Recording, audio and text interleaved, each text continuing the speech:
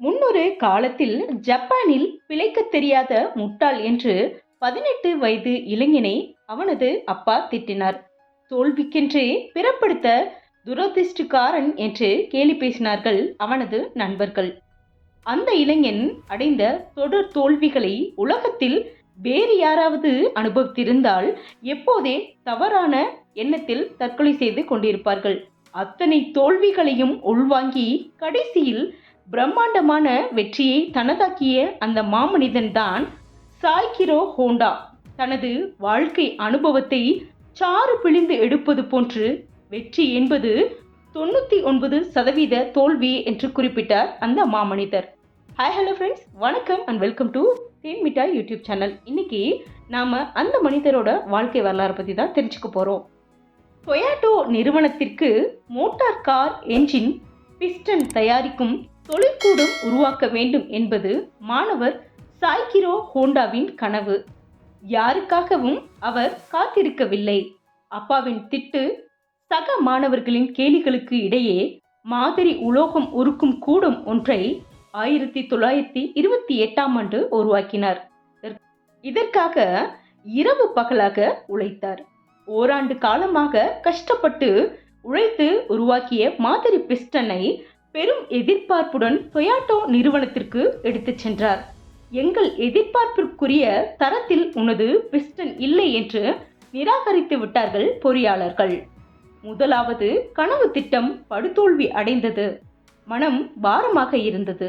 திரட்டி வைத்த முதலீடு மொத்தமும் வீணாகியது. எல்லோரும் தங்களது கேலிகளை பொழிந்தார்கள். புழுதி வாரி தூற்றுவோர் தூட்டற்றும் என்ற மனப்பக்குவத்தோடு ஹோண்டா மீண்டும் முயற்சித்தார். மேலும் பல மாதங்கள் விடாப்படியாக உழைத்து அவர் உருவாக்கிய புதிய பிஸ்டன் மாதிரியை டொயோட்டோ நிறுவனத்திற்கு எடுத்துச் சென்றார். அருமை என்று பாராட்டி டொயோட்டோ நிறுவனம் ஏற்றுக்கொண்டது. தயாரிப்புக்கு ஒப்பந்தம் கொடுக்கப்பட்டது. மனதுக்குள் சிறிய வெற்றி களிப்பு கொண்ட சாய்கிரோ ஹோண்டா பெரிய தொழிற்கூடம் கட்டினால்தான் அவர்கள் கேட்கும் எண்ணிக்கையிலான பிஸ்டன் தயாரிக்க முடியும். எனவே கட்டடம் கட்ட திட்டமிட்டார் ஹோண்டா. அப்போது ஜப்பான் நாடு உலக போருக்கு தயாராகி கொண்டிருந்ததனால் அங்கே வரலாறு காணாத சிமெண்ட் தட்டுப்பாடு. எவ்வளவோ முயற்சி செய்த போதும் 10 மூட்டை சிமெண்ட் கூட கிடைக்கவில்லை. ஒழுங்காக ஏதாவது வேலையில் போய் சேர்ந்து விடு என அவரது அப்பா கூறினார். வாழ்க்கை முழுவதும் ரிஸ்க் எடுத்துக்கொண்டே இருப்பாயா என்றார் உயிர் நண்பர். இவர்களின் கருத்துக்களுக்கு மதிப்பளிக்காது சிமெண்ட் கலவைக்கு இணையான மாற்று கலவையை உருவாக்கும் முறையை கண்டுபிடித்தார் ஹோண்டா. அங்கு கடன் வாங்கி சில மாதங்களிலேயே பெரிய தொழிற்சாலையை கட்டி முடித்தார். தொழிலாளர்களை வேலைக்கு அமர்த்தி பிஸ்டன் தயாரிக்கும் தொழிலை அமர்க்களமாக தொடங்கினார். கூடவே 2ஆம் உலகப் போரும் தொடங்கியது. அமெரிக்கா போட்ட குண்டு ஹோண்டாவின் தொழிற்சாலையில் பெரும் பகுதியை உடைத்து நாசமாக்கியது. ஹோண்டாவின் வாழ்க்கை முடிந்துவிட்டது என்று பேசிக்கொண்டார்கள் நண்பர்கள். ஆனால் தனது மொத்த தொழிலாளர்களையும் திரட்டி கொண்டு தானே களமிறங்கி சேதங்களை சீர் செய்து தொழிற்சாலையை மீண்டும் இயக்கி காட்டினார் ஹோண்டா. ஜப்பான் நாட்டில் நிலநடுக்கங்கள் அதிகம். ஒரு நாள் திடீரென தாக்கிய நிலநடுக்கம் ஹோண்டாவின் தொழிற்சாலையை தரைமட்டமாக்கிவிட்டது. மொத்த தொழிற்சாலையும் திருப்பி கட்ட முடியாத நிலை. வேறு வழியின்றி உடைந்த கருவிகள் மற்றும் மூலப்பொருட்களை கிடைத்த விலைக்கு டொயோட்டோ நிறுவனத்திற்கு விற்பனை செய்தார் ஹோண்டா. இப்படிப்பட்ட நிலைமையில் உங்கள் மனநிலை எப்படி இருக்கும் எண்ணி பாருங்கள். ஆனால் அப்போதைய நிலையில் ஹோண்டா கூறிய கருத்து, நான் ஆசைப்பட்ட ஒரு திட்டம் தோல்வி அடைந்தால் துளி கூட கவலைப்பட மாட்டேன். இருக்கிற நிலைமையை எப்படி மாற்றலாம் என்று தீவிரமாக சிந்திக்க தொடங்கிவிடுவேன் என்றாராம். 2ஆம் உலகப் போர் முடிந்திருந்த நேரம். ஜப்பானின் பொருளாதாரம் சாம்பலாக்கப்பட்ட காலகட்டம். ஜப்பான் முழுவதும் பெட்ரோல் தட்டுப்பாடு. கார்கள் எல்லாம் முடங்கிவிட்டன. எல்லோரும் நடக்கிறார்கள் அல்லது சைக்கிளில் செல்கிறார்கள். சாய்கிரோ ஹோண்டா வீட்டில் அமர்ந்திருந்தார். அருகில் சைக்கிள் நின்றது.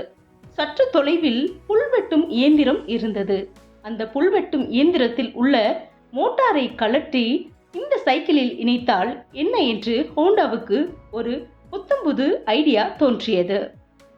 அடுத்த நொடியில் காரியத்தில் இறங்கினார் ஹோண்டா. புல்வெட்டும் இயந்திர மோட்டாரை கழற்றி எடுத்து தனது சைக்கிளில் அவர் பொருத்திய போது உலகின் முதல் மோட்டார் சைக்கிள் பிறந்துவிட்டது. அதை எடுத்துக்கொண்டு ஆனந்தமாக சுற்றி வந்தார் ஹோண்டா. அதே போன்று எங்களுக்கும் செய்து கொடு என்று முயக்கத் தொடங்கினார்கள் மக்கள். அவரும் சளைக்காமல் செய்து கொடுத்தார். அதன் விளைவு என்ன ஆயிற்று? அந்த ஊரில் மோட்டார் தட்டுப்பாடு ஏற்பட்டு விட்டது. இதையே பெரிய தொழிலாக மாற்றினால் என்ன என்று சிந்தித்தார் ஹோண்டா. ஆனால் கையில் பணம் இல்லை. வங்கிகள் கடன் தர தயாராகவில்லை. ஹோண்டா துரதிர்ஷ்டக்காரன் என்று எல்லோரும் கூறினார்கள். அப்போதும் கலங்கவில்லை ஹோண்டா. தனது தொழில் திட்டத்திற்கு பண உதவி செய்யுமாறு வேண்டுகோள் விடுத்து ஜப்பானில் உள்ள 18,000 சைக்கிள் கடைக்காரர்களுக்கு கடிதம் எழுதினார். முதலீடு செய்யும் சைக்கிள் கடைக்காரர்கள் மோட்டார் சைக்கிள் விநியோகஸ்தர்களாக நியமிக்கப்படுவார்கள் என்று உறுதியளித்தார். 5,000 சைக்கிள் கடைக்காரர்கள் முன்வந்து பண உதவி செய்தனர். ஹோண்டா மோட்டார் சைக்கிள் நிறுவனம் உதயமானது.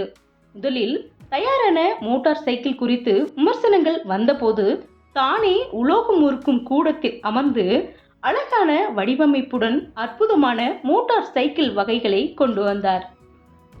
அவமானகரமான தொடர் தோல்விகளுக்கு பின்னர் பெரும் வெற்றி பெற்றார் சாய்ஹிரோ ஹோண்டா. இப்போது ஹோண்டா நிறுவனம் ஆண்டுகளுக்கு சுமார் 2 கோடி மோட்டார் வாகனங்களை தயாரிக்கின்றது.